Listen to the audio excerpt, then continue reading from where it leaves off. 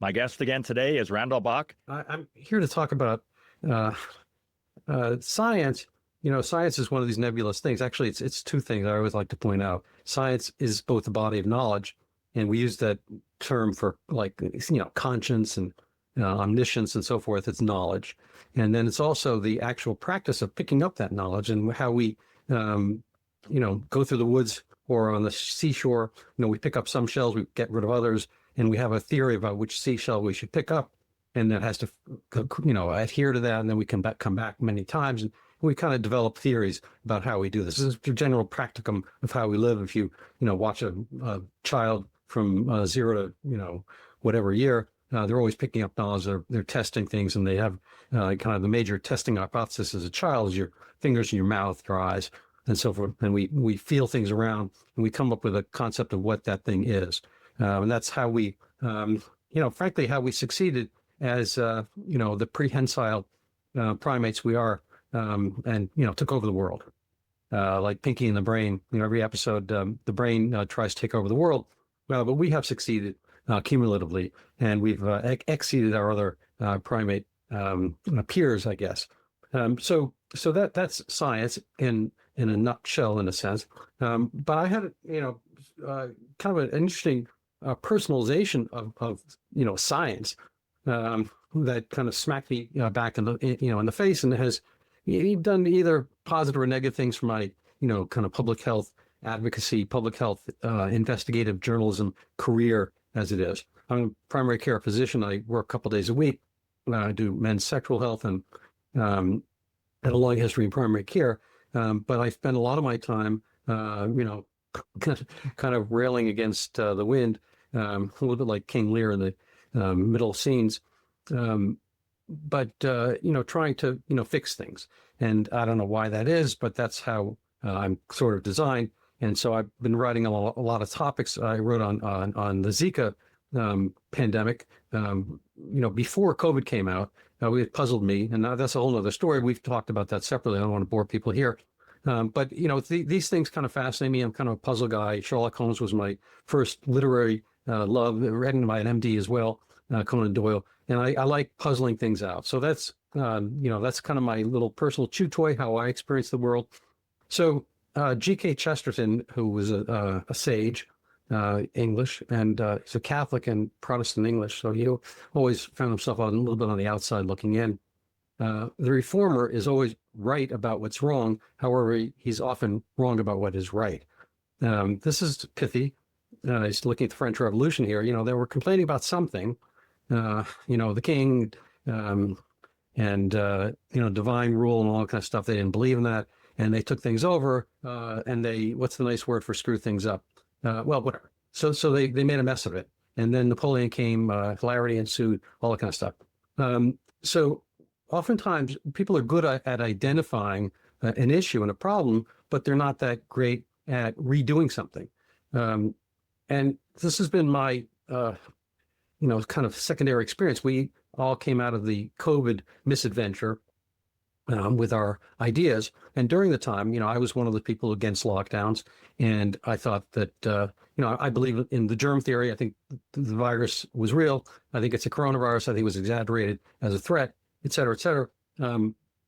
But, a lot of times people have, in the aftermath, now that we've kind of had the dissenters in power, a lot of the things that are coming around as answers or may not be fully that. And so that's a problem. I wrote the first iteration of the article that we're going to talk about in the Daily Skeptic. It's from rebels to Robespierre, getting back to the French Revolution in a sense. I mean, I actually found that G.K. Chesterton, can't even say it, G.K. Chesterton quote independently, and more recently. And I've been thinking about Robespierre, and he starts out with good intentions, then he winds up, axing people's heads. So he's the benign intellectual, and then things, turn odd because he overdoes it. So you start as a rebel and you become Robespierre. And this is a dissident science ascendancy trap. And William Osler, a great physician, I think he was local to Boston, where I am right now. The greater their ignorance, the greater the dogmatism. So this is, in the wake of institutional failures exposed by COVID, the dissident movements face predictable danger, moral certainties hardening into, it's in a new orthodoxy. What begins as the resistance turns into something else. So, the French Revolution example is reasonable for this. This inversion can cause its own problems. And it's somewhat inimical, when we have this appeal to authority, which is its own logical fallacy. We think, oh, we hated those people. We have our people. We love our people. Our people are right. That's not necessarily the case. Just, changing one thing doesn't necessarily make things better. So, science requires resisting, gravitational pulls. Evidence must take precedence over moral fervor and inquiry over empire building. And here is one of my favorite parables, the 7 blind men and the elephant. And we're going to get to blindness in another sense in a minute. But, you ask, these guys go out on an adventure, and each one feels a different part of the elephant. They come up with a different conclusion. I think this is an issue with the elephant in the room scientifically lately, which is autism. So this is an interesting analogy because people have a concept of what autism is. They haven't always experienced this. So a little bit like the blind man. Sometimes we are blind to what autism actually is. And ironically, as Sacha Baron Cohen's cousin, Simon Baron Cohen, who's an autism expert in the UK, points out, it is kind of a blindness in and of itself. Autism, it's a kind of an emotional blindness. We'll get to that in a second. So this is an image from an article in Brownstone, for whom I was a writer for a few years. I have more than a dozen pieces there. And I was part of the kind of inner circle of the writers group for a little time. And this autism issue caused a fracture starting about a year ago, when I became interested in autism. And I'll get to that in a second. This is from Sinead Murphy, who is in the UK also, and I think she's an RN. She has a severely autistic child. Now, this is the new adjective, severely autistic or core autism, whatever. Autism has spread, and we're going to get to that in a second. But, what is autism? And this is, this little jigsaw puzzle thing, getting back to puzzles and whatnot, is kind of the image we have here of autism. I don't know if it's worldwide or not. It looks like it might be.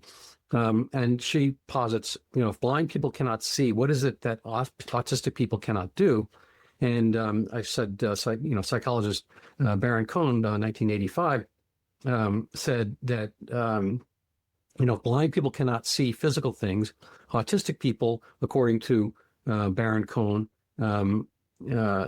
cannot see mental things. They do not understand what other people expect to believe, what they want, what they think, what they feel. And he did an experiment, and I'm not going to get into it here. You should read the article. It's What Autism Is. She's actually got another article, What Autism Isn't. Anyway, the autistic kids, they really didn't have that kind of, leaps of faith that you need to have in order to make considerations and whatnot. And so he concluded that the children with autism do not have a theory of other minds.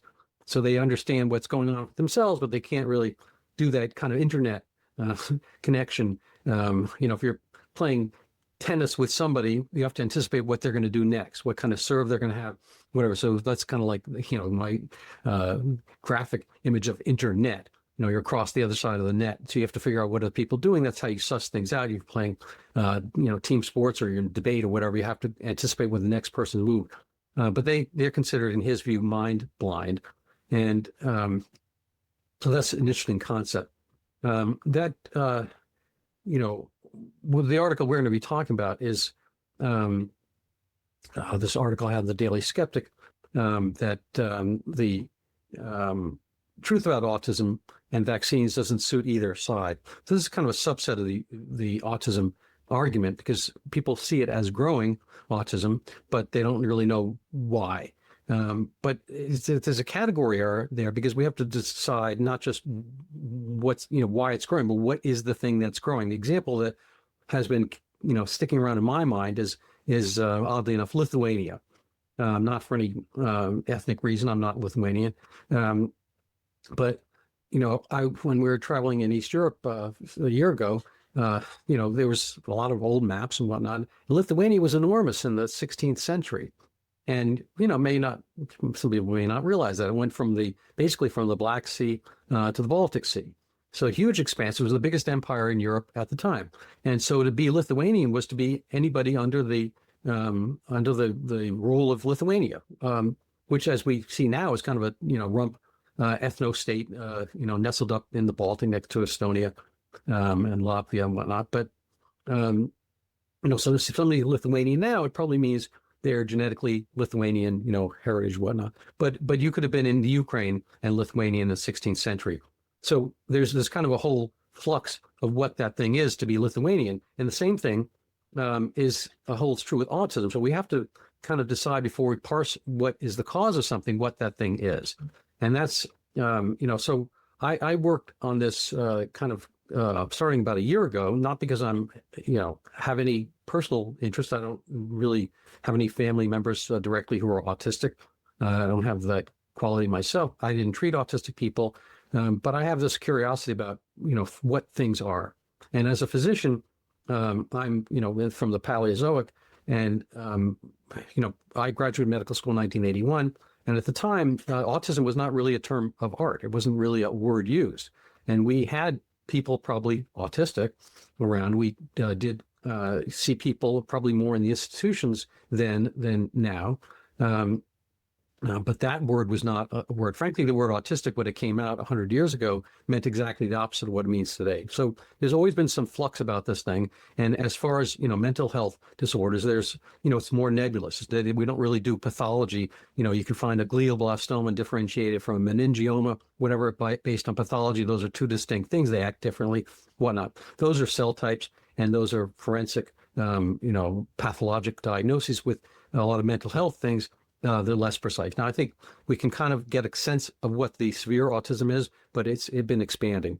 Anyway, so I worked on this article as a corollary to some of my earlier autism work, which again seemed to have set people off within my, erstwhile dissident group, the Brownstone Institute, because I think people have a sense and sensibility of what they want that answer to be. They want our guys to come up as vanquishers of certain industries that irritated them. During COVID, the pharmaceutical industry was an irritant. The fact that they were making money, I think, through some connivance and regulatory capture and spreading the vaccine in advance of what it should have been. I'm not an anti-vaccine person, but I think this is the right time for the right vaccine for the right person. And so, just like I'm not anti-clothing, I wear the right thing at the right time. I don't wear my bikini, whatever, or tiny little swimsuit to the, go skiing, and I don't wear my park on the beach. I don't actually have bikini. I don't know why I said that. But I meant one of those little skinny things. You have to wear the right thing for the right time. So I don't get a yellow fever vaccine. I'm not going to Nigeria, the Niger Delta or whatever. At the right time, I might get that. And during COVID, I think that the vaccine should have been reserved for the elderly and the sick and whatnot, and then certainly not given to people who already had the virus. This came from my earlier work, which is Unraveling Autism Surge. This is kind of, this was a little bit way, I guess, a bunch of straws in the camel's back of the group I was with. And I came upon this article, the concept of it, just on my own, just because I didn't really understand why there was a growth in autism, and I didn't really understand what they were talking about. What is the autism? I've seen severely autistic kids. One of my squash buddies has a severely autistic kid.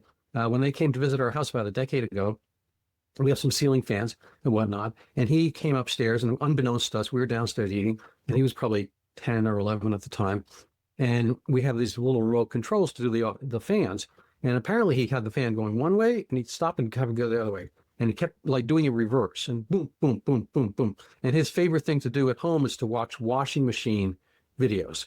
These are apparently literally things that are up there that people watch the washing machine go circle around. And he'd be entranced by that. He's an autistic kid. He's very much in his own world. He's about 20 now or something like that. He can do certain tasks. He can do things as long as he learns it and whatnot. He's happy doing that, but he's not, he's not in a social environment very much. Anyway, our ceiling fans all upstairs were broken. That's in a sense what autism is. And so I wrote this. It's kind of a deep dive. I spent a solid 9-10 weeks on it, doing nothing else pretty much. And, I just came as a concerned physician. Dr. Robert Malone wound up republishing my article, Unraveling Autism Surge, in June. I think I started writing it, pretty much around now last year. And he said, this may be the longest essay we've ever published. It's around 40, 50 pages. However, Dr. Bock does an excellent job of making the vast array of information available on autism comprehensible. This is essential reading. And, I cover pretty much all the aspects of what autism is, how it's categorized, what could be the causes, all that kind of stuff. I think it's well worth, people's time in reading, catching up as a primer of what autism is. I'm going to have some complicated slides here, so as a warning, I'm not going to go into these in depth, but just the difficulty of kind of figuring out a single cause. I'm putting this out because I think what happens with the Brownstone conception, and specifically through the embodiment of Toby Rogers, who's their chief autism expert. He's got 100,000 followers on X, and he writes on the topic. He's not a scientist. He's an MPP and a PhD in public policy. And he has kind of a political angle on autism, and he has grievances as well. So this next slide, again, complicated, but shows you the different times and ways that, the brain and personality can be acted upon by external agents or genetics or epigenetics as time goes on. Most of the population level risk comes from over 100 inherited gene differences, each with a small impact. The example I might give is like, when your face gets created, you don't have a single gene for your face. You look like your great uncle. You look like this, whatever. So there's some aspects of genetics that come in. It's not a simple single thing like being an albino, which is, kind of a single gene issue and whatnot. Most of our traits and capabilities are, polygenetic and multifactorial and whatnot. And then there's going to be some epigenetic mechanisms, which are like, you have the genes, but how they get played out. So you have a bunch of sheets of music in your home, but you don't decide to play all of them. And if you do decide to play them, you might play them slightly wrong. One person can pick up a Mozart piece and play it a certain way. Another person can play it like jazz. That's kind of the epigenetic part. We have a certain blueprint, but it gets played out slightly differently in different cases and different cell types and whatnot. Anyway, that's I don't want to get too far deep into the science. And this is another part, just kind of about where things might happen that cause autism. The brain's getting formed early on, in the embryonic phase, and then you become, a fetus for the next 6 months. But most of the brain development is accomplished in the first 3 months. And there's some other aspects that carry through.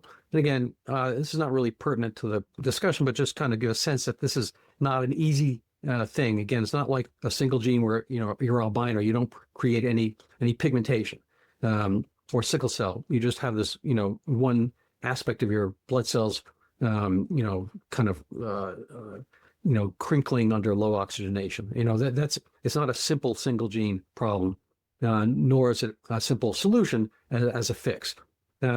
So as I questioned kind of the vaccine-centric narratives in my piece, actually before this, I put it up to the Brownstone group that I was writing this. And it wasn't applauded or anything like that, but so a lot of people helped steer me in the right direction, because I was a little bit like the 7 blind men and the elephant. I was just kind of puzzling along about what is what. And Toby Rogers is part of this group chat. I gave him rights, and a bunch of other people rights to the article before it was published. He thought I was paying too heavily my attention on the huge twin studies. They're multi-million person twin studies mostly from Scandinavia, Sweden. And they look at the differential in rates of autism between monozygotic and dizygotic twins. So if you came, if you're identical, basically if you're identical genetically, the rate of autism between the two of you versus if you are fraternal twins. And you can parse out how genetic something is. Now, you wind up living in the same household anyway, so there can be some environmental things that can impinge upon the twin studies and whatnot. But most of the twin studies show a fairly high genetic causation of autism. And Toby Rogers pushed back on that. He recommended this smaller study called by Guy Hallmeyer in 2011, California's twin study. And he favored it because it, well, I don't know why because, but his Hallmeyer thinks there's only like a 40% genetic aspect. Well, that number changes. He only used about 200 twin pairings, and he pre-selected them in a certain way. So you could argue whether he has a finger on the scale, whatnot. So there's a lot of stuff going on. So I basically had all these studies side by side and let people, decide how they would want. My kind of feeling overall is that it is probably more than half. It's more than not a genetic issue, baked in the cake before you were born, or as you conceived, whatever, whether there's going to be autism in the brew. So again, kind of akin to the albino example, the example of a single thing causing a single problem is rubella. And this was part of my study with Zika as well. Rubella syndrome, it's German measles. It only causes, the virus only causes rubella syndrome, and rubella syndrome only comes from that virus. It's a pretty, clear-cut thing. And this kind of one on the left is more spaghetti. There's a whole bunch of potential cause and confounding variables, and they don't pause to a single cause. It's only broad categories. We're seeing kind of an epidemic of biology or semantics. Separately, the term mental retardation gave way to intellectual disability. Some cases were reclassified under autism's expanding umbrella. We'll see this. Let's see if this image comes up. It's going to take about a minute to play out. But 1993, which is not ancient history, most of autism was under the category of mental retardation. That's the way they called intellectual disability. Now, it's potato kind of thing. But you can see it's almost like, the moving eclipse, that autism becomes this own thing. This is in California, so the population is growing somewhat during this episode as well. But you can see the little, it's pretty much a nugget of black, which is mental retardation and autism, as a subset of mental retardation itself. Not everybody mentally retarded is autistic. Not everybody autistic is mentally retarded. But over time, we see that year by year, we seem to be classifying what is autistic very, very, very, very, very, very differently. And so right now, the vast majority of people with the autistic diagnosis are not intellectually disabled, mentally retarded, and so forth. So this is, if you're autistic, you actually might want to watch this a few times, like my squash buddy's son, but we're going to move on. Here's a kind of a really, this is something I came across the other day as I was writing my article, another article on autism. And this is kind of ships passing in the night, autism versus intellectual disability. And this is just in the time frame, which is somewhat crucial to when this autism epidemic, words, when we came up with that term, this was coming about in the 2000s. And part of it is this just differentiation, or the kind of passing off like one of those relay races between intellectual disability and autistic. I mean, would you rather be called? I don't know. I mean, nobody likes these terms. Mental retardation was actually a euphemism, a replacement for feeble-mindedness. And that was a replacement for, idiocy. And then the people back 100 years ago, they had a lot of some subcategories: imbecile, moron, idiot. And these were technical terms. And that's in my original autism article. And these were fine differentiations about what people could do, whether they could work on their own, and so forth. It's not like they didn't have those people. They just called them imbecile, literally. Morons, idiots, and whatnot. Then it became feeble-mindedness. Then it became mental retardation. And now we have intellectual disability. And then I think the next one is autism, in a sense. And so this is just SSDI, Social Security claims.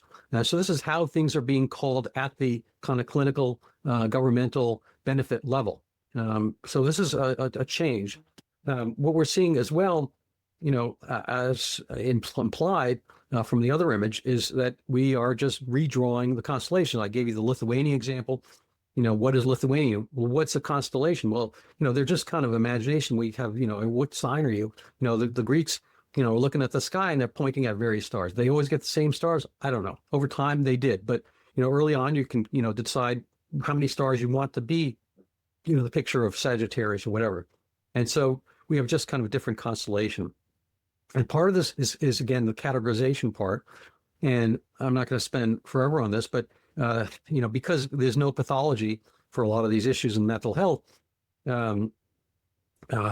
depends on this kind of, Seven Blind Men in an Elephant book called the DSM, the Diagnostic and Statistical Manual. And there are different versions coming out in this kind of contemporaneous time frame of the late 20th century, early 21st.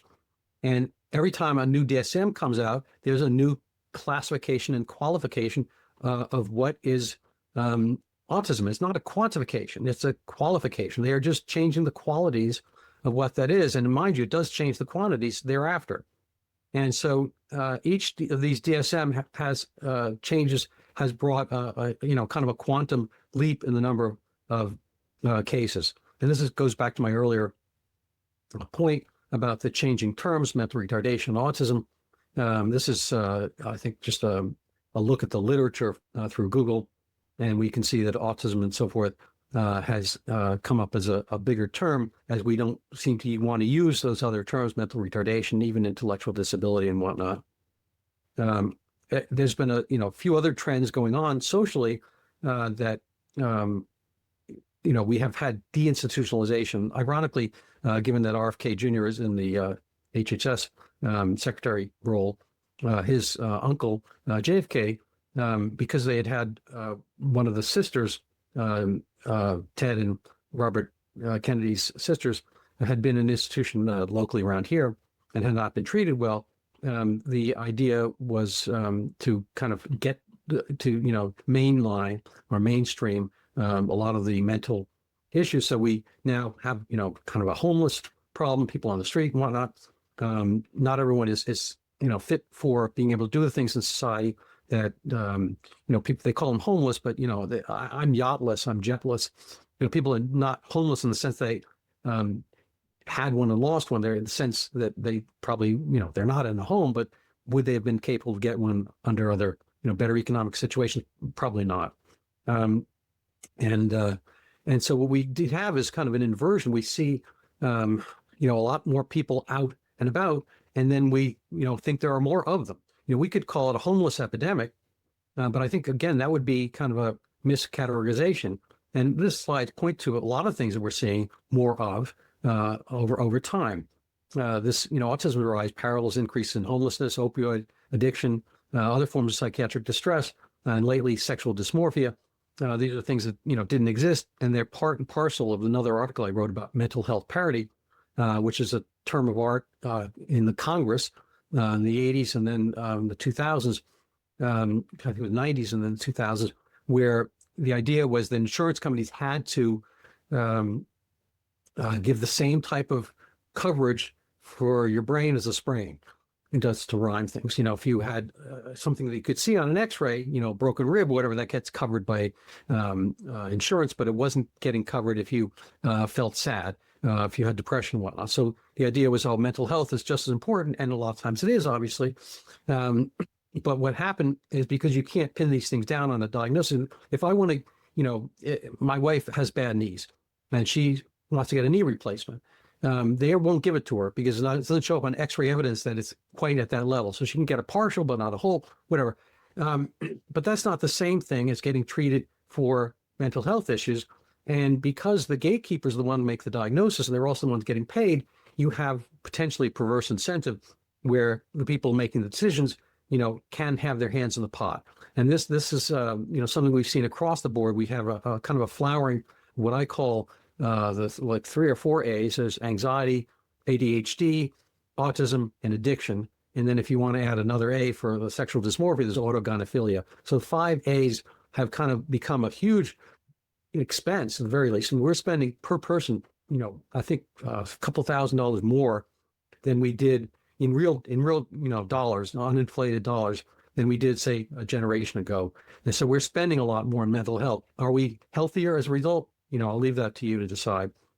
Anyway, just kind of getting to this autism issue, another analogy, because I kind of feed on analogies. I don't feed on butterflies or larvae or caterpillars, but this is the way I conceive of this. I really like the word chrysalis, and one of these things is the chrysalis there. You start as pupae, the larva.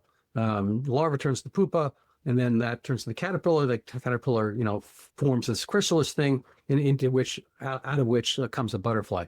So, again, like the Lithuanian example, autism, today's autism is a butterfly that's quite distinct, larger, and independent of its larva or pupa, free from the chrysalis confinement. Despite its own metamorphosis, autism has kept one name. So it's like we call it all these things, from the larva, caterpillar, the chrysalis, we call that all autism. Well, and autism is increasing. Well, really, looking at the butterflies, they're including with it, whatever, it's a whole different category. So, when you try to determine that there's one cause of this thing that's really, they call it a spectrum disorder, and it has consumed and subsumed many other similar diagnoses, in order to find one cause, like I said, it's so complicated, the origin, the etiology, and the methodology, and the way things actually proceed, it's a difficult issue. And I think that's hard to make simplistic conclusions for complex issues. So a funny thing happened that night at the forum. So I was at an event because I'm a writer at Brownstone. I was at Gala event preceding their yearly convocation. This one was in Salt Lake City around Halloween time. And that night, I'm kind of starstruck because a lot of my intellectual idols are there. I'm a big admirer of Jeffrey Tucker, and Walter Kern was there. Jay Bhattacharya wound up as a keynote speaker. Robert Malone was there. And these are kind of my guys in the pantheon. And Brett Weinstein was there as well. And I'd met him once before, and he's been interested in my Zika hypothesis, and he wants to have me on at some point. I'm still open. Call me.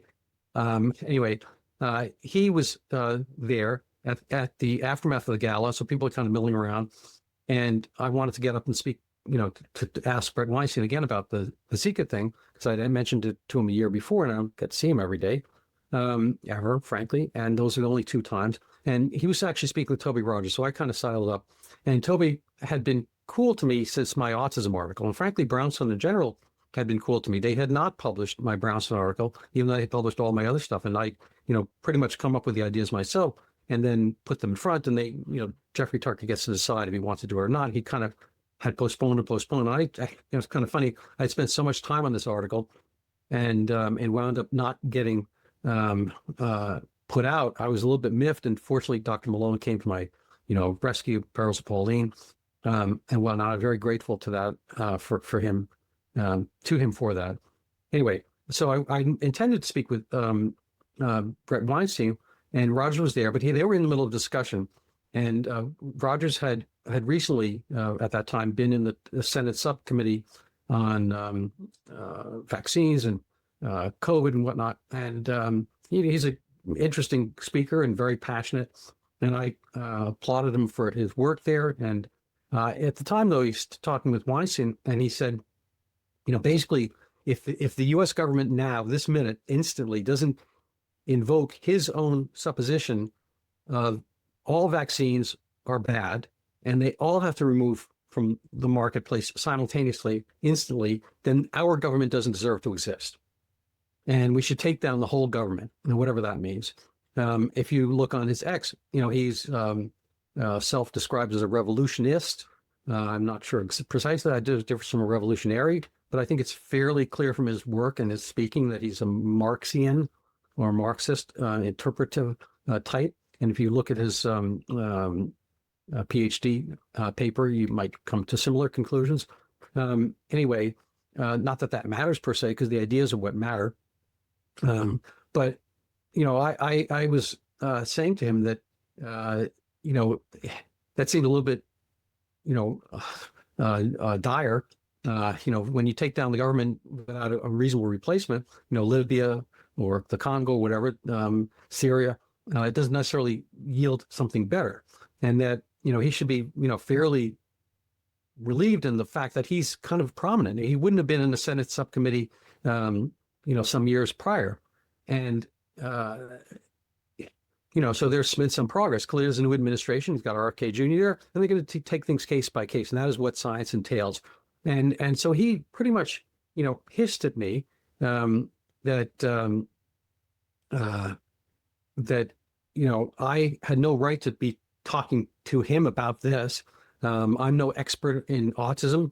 I hadn't read his thesis, and mind you, I hadn't read every word of it, but I had read, like I mentioned before, I had him consult for my article.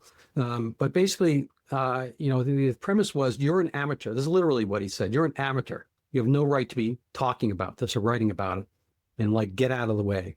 And, I take issue with that because frankly, I am an amateur, because amateur, the root word is, and I said this to him, it means the love of a subject. You love something well enough to want to do it. And I wasn't getting paid for it. So I don't really have a pony in this race. And, I kind of take things as they come, and I try to, figure them out as best I can. I'm not perfect, but I do my best job. And I was dismissed. And frankly, the level, he was kind of angry and using his, his outdoor voice inside, as we say to our kids back in the day. And Brett Weinstein was kind of like, whoa, moving back a little bit and taken aback by the whole thing. And I said, well, look, we'll come back to this later. And I said, you should read the autism article and you may judge for yourself. I haven't heard back from Weinstein. But Toby Rogers, was dismissive. I saw him later on at the other events, and, he kind of had the same, almost allergic reaction to me, like I'm kryptonite, and he's got to walk away from me, and he pointed at me, and it was just really, I tried to agree to disagree, kumbaya, kind of be friends and whatnot. And then on the Monday when I came back, I was taken out from the Brownstone group as one of the, part of the writers group. So, there were repercussions. He's a Brownstone fellow. I'm not. He received some funding from them. I do not. Anyway, so that's, I kind of segue to Toby Rogers' actual work here.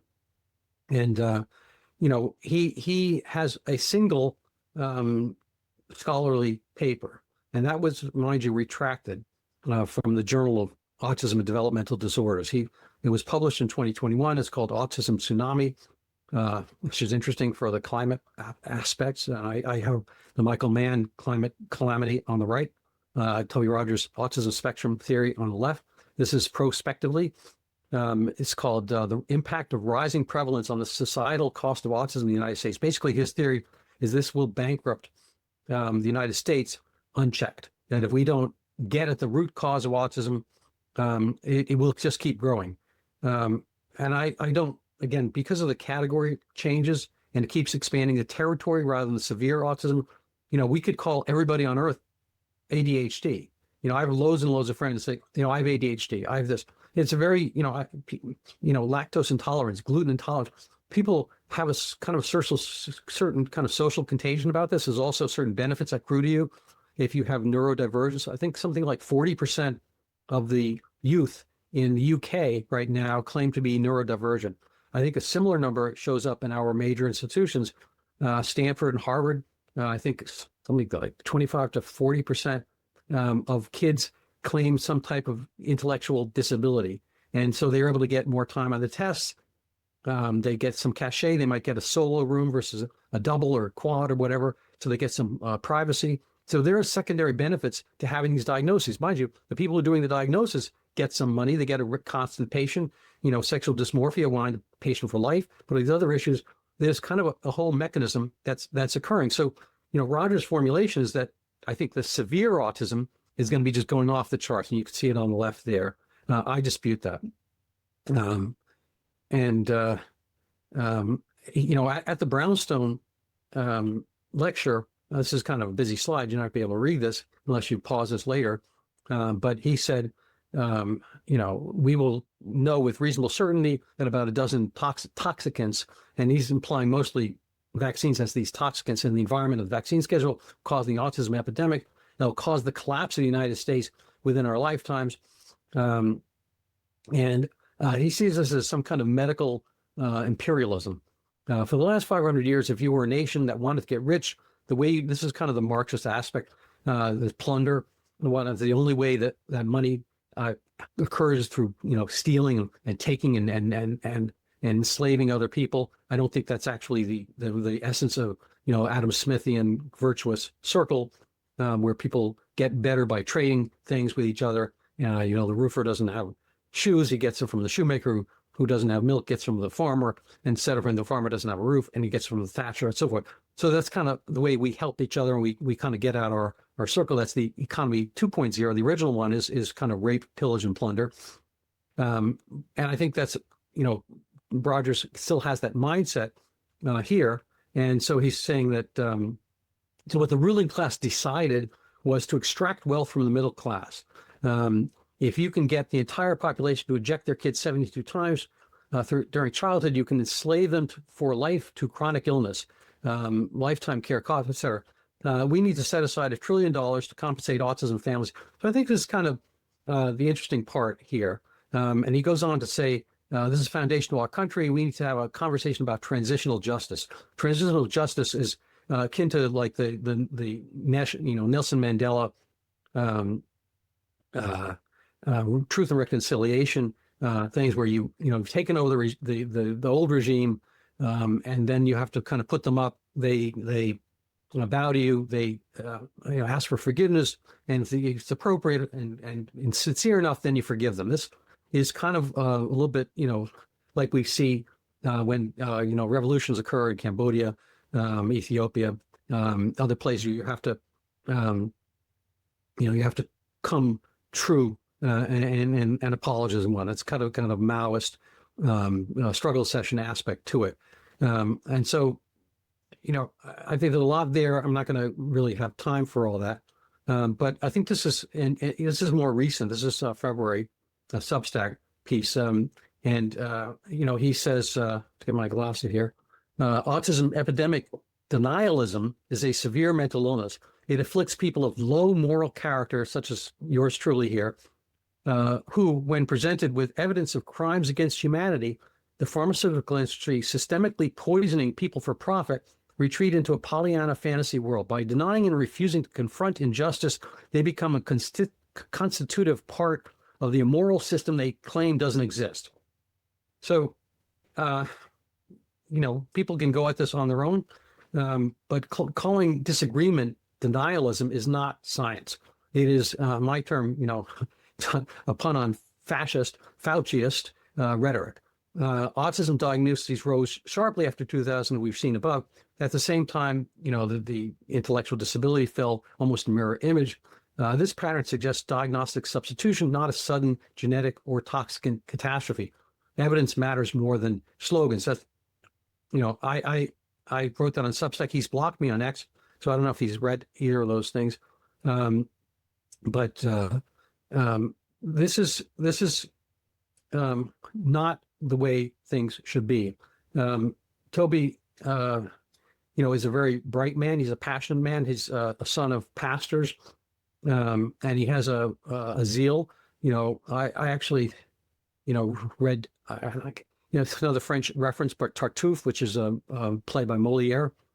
There's a, very kind of high self, he regards himself very highly. Tartuffe, he takes over household and is a man of the cloth, and his pronouncements have to be followed. But he's got his own issues. Hilarity ensues there as well.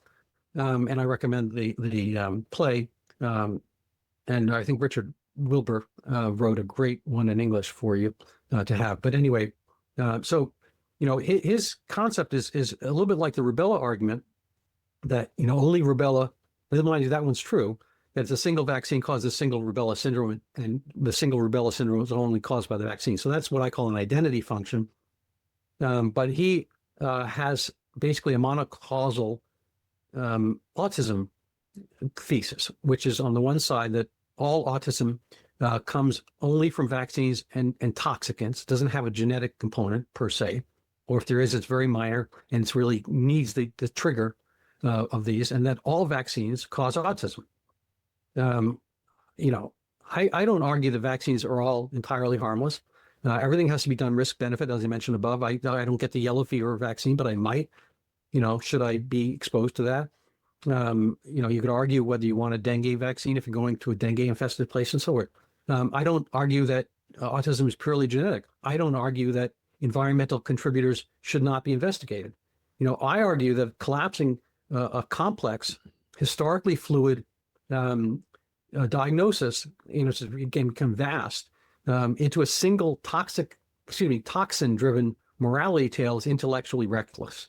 It involves premature closure, misdirected remedies, and the empowerment of the most absolutist voices. When I think what's interesting there is the $1 trillion part, and the remedy, which is a dismantling of society, as he literally said, or $2 trillion he asked for in the Brownstone lecture series.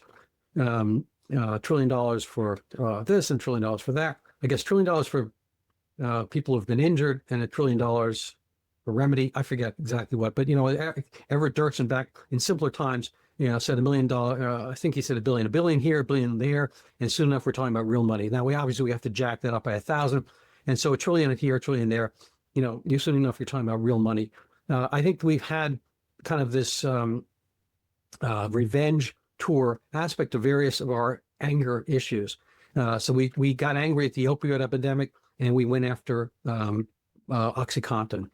I think that was an exaggeration. OxyContin is a narcotic, but frankly, it was the best kid in the class. They did exactly what the FDA required and asked for. They were the only one who came up with this ADF, abuse deterrent formulation. They did not once but twice. They came up with OxyContin 1 and 2, and each of those wound up reducing the secondary use of OxyContin, and yet we killed them. We went after them because that's, like Willie Sutton said, that's where the money was. They were the wealthiest of the companies. There were other companies that were making far, far, far more narcotic. They don't want to go after themselves, even though I think the government is the cause by virtue of methadone maintenance and whatnot of a lot of the opioid epidemic.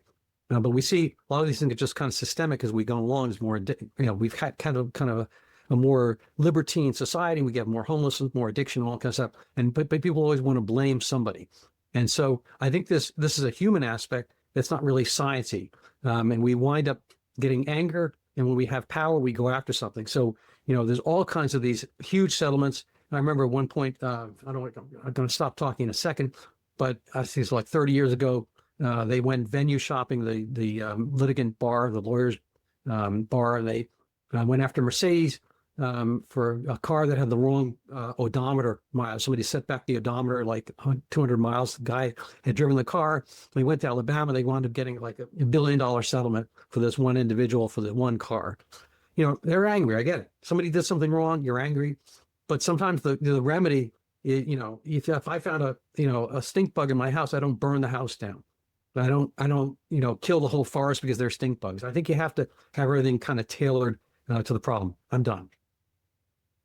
Okay, so one follow-up question is, what do you think happened or is happening with the Amish in terms of autism? Yeah, right. So these populations, the Amish and the Orthodox Jews, are put out as counters. I think there are a few different things. First of all, they're living in an agrarian society that is, let's call it 18th or 19th century. You don't see really the autism complaints in Uganda either. In a lot of places where you don't have the kind of complicated society we have, you don't have this mesh where people are not matching up and meeting up with expectation. So if you go back 100 years ago, where you had these different categories of the moron, imbecile, idiot, all that kind of stuff, they had these things based on which menial tasks could be done. We don't have that many menial tasks. My son's friend is doing menial tasks. He's doing recycling collection. As long as he goes to the same places, picks up the same things, put them in the same places, he can do that. I'm not saying the Amish life is simple per se. I'm sure they have their complex issues and whatnot, but there's a certain amount of repetition. So where that doesn't involve the kind of multidimensional aspect. If you look at similarly or conversely at the Orthodox Jewish population in Israel, for instance, they have various sects, S-E-C-T-S, of sub-Jewish, there's Hasidim, but amongst the Hasids, there's different sects of those as well. There's Litvaks and and the sophomore, whatever, there's a whole bunch of them. They have different, but a lot of them do not do the vaccinations. But you find autism still, because a lot of times during the workday, they have to be doing complicated tasks. And so we don't, if you look worldwide, but my autism article covers this worldwide differential in where places even think or care about autism. And pretty much it's a, kind of a first world problem in a sense, if you want to use that, old fashioned terminology. And there's like no autism literature from all of Central Africa, a little bit on South Africa, a little bit in Egypt and whatnot, but the vast swath of, Black Africa, but not, there's really no autism, devotion in money. Now, are people not autistic there, or they just don't have the time, money to care about it? Now, a lot of, I think a lot of this stuff is kind of diagnostic overreach. And as we've seen from my little eclipse GIF, there's a lot of things going outwards. And so we've seen ADHD can take over a lot of this stuff as well. Now you can be autistic and have ADHD. It used to be before the last DSM, those were two separate. You couldn't have both. It'd feel like pick a lane. You're ADHD, you're autistic. And now you can have both because it's even a bigger spectrum. So, if the Amish were put into societal roles where they have to, do sales, they have to be under high pressure, they have to learn various SaaS platforms, and they have to, juggle a lot of stuff, whatnot, would you notice more things happening? I don't know. I mean, it's possible, but it's not completely certain. Again, the Orthodox Jews are a little bit more studied in this regard, and they have lots of complaints in Israel of similar kind of emotional issues, and I think they're more closely scrutinized than the Amish per se, where it's a little bit more segregated. So, to me, it seems like there's some parallels between this autism debate and the climate debate. That on the climate side, it's either the sun or it's carbon dioxide, but then it's complicated. There are a lot of causes, and maybe the autism thing is the same, where there's tons of variables and it's not just one thing. Do you see that yourself? Well, again, for me, it's always first principles. I think that if there needs to be a reclassification of what this autism thing is. And the one that the kind of genuine purist autistic kid is another one I know as well. But the kid who's doing the washing machines videos and the very rote repetition thing, if we are looking at that, we could start to look at causality. But we have had this thing where Elon Musk is autistic, Dan Aykroyd is autistic, Anthony Hopkins is autistic. These are very accomplished people, and they are able to, use a lot of this kind of internal aspect, feelings and sensibilities to great success. Elon Musk lives a very monastic kind of life. I know he's got kids and all that kind of stuff, but, he's able to kind of camp out in the monastic part. He's able to camp out in his office. He's whatever, I lose track of whether he's a billionaire, a trillionaire, whatever. He's got so much money, but he's sleeping on a sleeping bag in the corner of his office because he's working on something mentally. Now, that's something. You could say, oh, that is a thing, but why we care about, labeling these things a certain way that I think goes beyond the efficacy of the need to do so, both for him and for us. Now, I might have missed your question. If you want to pop it again. Oh, I was just trying to compare the climate debate and the autism debate. And Right. Separately, also, I'd like to find out, are a lot of people like you looking at tons of different causes and trying to unravel them, or are people mostly on one side or the other side, and that's it? Yeah. Well, I look on Substack and X and whatnot. There's some people who are like on. I don't think anybody's quite on my team, which is agnostic. I'm trying to put all these things out. I think there could easily be some problems with certain vaccines. Okay, I think there are probably some problems with toxicants. I interviewed Jill Esch, who was one very severe autistic kid, another one who's moderately severe, and she thinks there has to do with something during pregnancy. And I forget what the exposure was during pregnancy. Oh, I think anesthesia during pregnancy. And so all of these things could be looked at, but they have to be really looked at for the severe cases. Until we paint exactly what it is we want to focus. I mean, there's a war in Iran. and they literally have to kind of paint the target. Now they do a lot of research. They don't want to hit the girls' school. They want to hit the military base. Sometimes they move the girls' school next to the military base. Sometimes they move the lines. They could get false. But you go back not that many wars ago, you go back to the Korean War or World War II or Vietnam War, they would napalm the whole place. They would, carpet bomb Dresden. Now, the idea was you want to get the Nazis, you want to get this and that. And we're sort of trying to do that now. As you get better at something, you wind up working with more precision. And you have to kind of figure out the cause and effect of those things. And again, I don't think we quite have the forensic aspect and the classification aspect done in practice, or else we would have still that same original autism diagnosis. Once it came out, they should have kept it. They want to call some other things like he's quirky, whatever, he's no intellectual disability. But just trying to come up with a call for autism when the thing has totally moved outside the target zone is a fool's errand. So is there any data that backs up this thing that RFK Jr. keeps saying? He says he's 72 now, that he doesn't remember any severely autistic people around hardly when he was a kid, but now there's lots of them. Is there any backing for that or no? Well, again, he's a little bit older than I am, but we could go back to the institutionalization slide. People were in institutions and there was an overlap. And again, core autism was a majority called mental retardation. And one way or another, those kids were deemed not going to be, winding up working. So the institutions, were created to kind of silo people and give them a better chance at having a, way of doing things. It's not like they did nothing. There was institutes for mentally retarded, and they had, classes, they made things, they, did envelopes, they filled out stuff. They were given stuff to do, but they were outside of our view.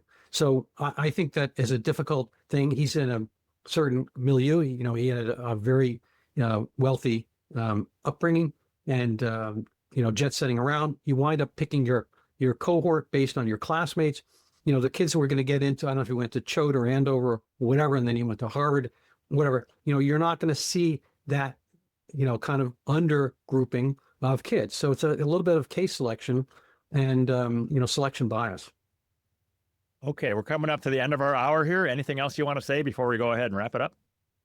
No, I think it's interesting that you bring up the climate thing. And again, that great minds think alike. So I had brought that up, and I think it's a very telling thing when there's a huge calamity coming down, the thing you see this kind of data like this, and you're extrapolating the hockey stick. I think those things should be treated with caution. I think we need to have sense and sensibility, to quote Jane Austen, about what we do. And I think it's no, if you're angry at the vaccine manufacturers and Dr. Fauci and so forth for kind of overdoing COVID, please, prosecute the bleep out of them. That's fine. But that does not impute or conflate with other issues. I have, history of gouty arthritis. I haven't had any for decades because I take this simple pill, allopurinol, every day. It costs me pennies. It costs them probably pennies, but it came out of a whole pharmaceutical, medical effort over time. And we have so many things. We're talking about chronic illnesses, whatnot. We have so many things that have been treated so well, we don't even think about them. People get cold sores, they get shingles. Well, there's medication for that. And it's like, the benefits we have, the fact that we have so many more chronic illness issues has part to do with the fact that we live so much longer. If you look at society, getting back to Central Africa or whatever, or Laos or someplace where, the median life expectancy might be decades earlier, they don't have a cancer problem in Africa. Most of Central Africa, they don't have a cancer problem. Well, that's awesome. Wow, they got rid of cancer. No, it's not that they got rid of cancer. They don't live long enough in the aggregate to be worried about cancer. So a lot of our problems are problems of success. And we have to be humble about that and realistic that we are living in the good times. And that the fact that we worry that when we're, 75, we're not getting around, we didn't get our new knee fast enough, whatever, that's a blessing. And you can go back to any society, any time, and so forth, and not have any of those things. And so subsistence hasn't been that great. And I don't like, metaphorically, physically, whatever, throwing out the baby with the bathwater. I think these things have to be considered case by case by case. And the combing through the cumulative part, the getting back to my very first slide, It's easy to find out what's wrong. It's hard to fix those things, and you have to do it assiduously, and you can't do it with misplaced passion. Okay, then for people who really want to dig into this stuff, you sent me 4 different links. I'll put those in the show description because you did a great job of writing this stuff up. And then you included so many other links where people can just totally dig in, look at the data for themselves and figure out what their own opinion should be on this. Yeah, if they come with the answer, they can call me and tell me what it is. All right, Randall Bock, thank you for doing this, and I hope to talk to you again soon. Thank you so much, Tom.